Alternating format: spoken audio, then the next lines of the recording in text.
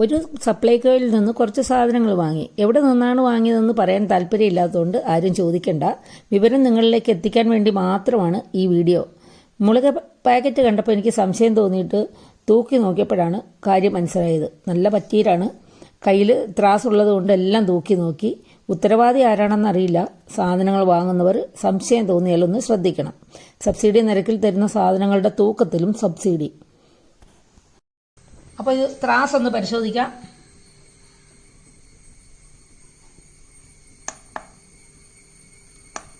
കേടായ ത്രാസ് അല്ലെന്ന് കാണിക്കാനാണ് ഞാനിപ്പോൾ ഇത് ഇങ്ങനെ കാണിച്ചു തരുന്നത്. കണ്ടോ? ഇനി ഞാനൊരു കമ്പനി സാധനം വയ്ക്കുകയാണ്. 206 ഗ്രാം.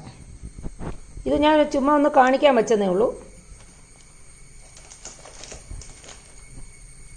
ഇനി ഒരു വെറ്റൊരു സാധനം വയ്ക്കുകയാണ്.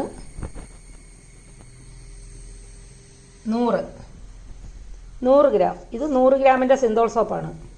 നമ്മുടെ ത്രാസ് ഓക്കെയാണെന്ന് മനസ്സിലായല്ലോ. ഇനി ഞാൻ മേടിച്ച സബ്സിഡി 1/2 കിലോ പരിപ്പ്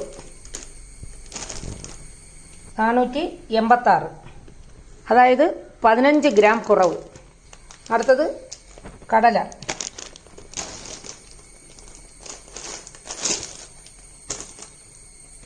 കടല 1 കിലോ കടലയാണ് 840 ഗ്രാം, 160 ഗ്രാം കുറവ്.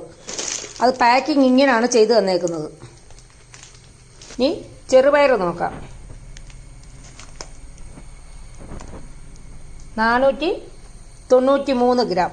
അതും 1/2 കിലോ സാധനമാണ്. 493.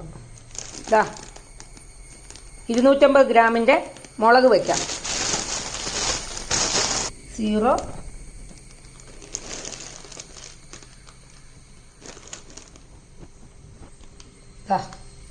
189 ഗ്രാം മുളക്,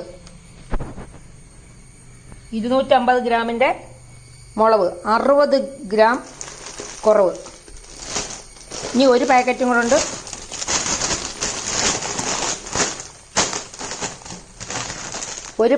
ഉണ്ട്. അതും കൂടെ വെച്ച് നോക്കാം.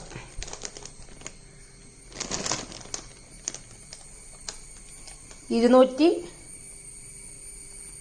ഗ്രാമിൻ്റെ 192 ഗ്രാം. അതായത് 500 ഗ്രാം മുളക് കിട്ടേണ്ടടുത്ത് 381 ഗ്രാം മുളക് മാത്രമാണ് നമുക്ക് കിട്ടിയത്. ഇതുപോലെ തന്നെ 1 കിലോ കടലയിൽ 160 ഗ്രാമോളം കുറവ്. ഇനി ഇത് വെളിയിൽ നിന്ന് ലൂസായിട്ട് മേടിച്ചതാണ്. അതും കൂടെ തൂക്കി കാണിച്ചു തരാം.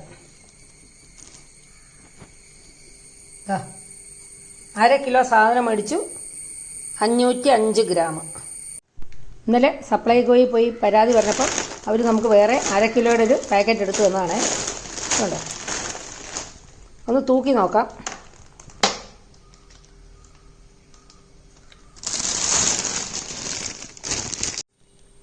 ഇതാ 496 ഗ്രാം. 500 ഗ്രാമിൻ്റെ മുളകിൽ മാത്രം 120 ഗ്രാം കുറവ്. 1 കിലോ കടലയിൽ 140 ഗ്രാം കുറവ്.